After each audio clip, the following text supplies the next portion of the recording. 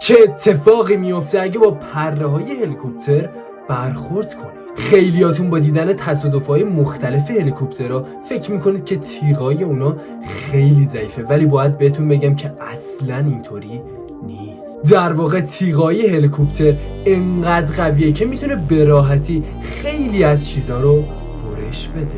به همین دلیل بارها اخبارهای مختلفی منتشر شده که نشون میده افراد زیادی بعد از برخورد با تیغای هلیکوپتر جون خودشون رو از دست دادن. در سال 2013 3 نفر با هلیکوپتر به کشور روسیه میرن تا اونجا بتونن ماهیگیری کنن. هلیکوپتر بعد از فرود میخواسته دوباره بلند بشه و اونجا رو ترک کنه، ولی به خاطر گرد و غبار و وزش باد شدید کج میشه، تعادل خودش رو از دست میده و تیغاش به اون 3 نفر برخورد میکنه و به طرز خیلی وحشتناکی جون خودشون رو از دست میدن.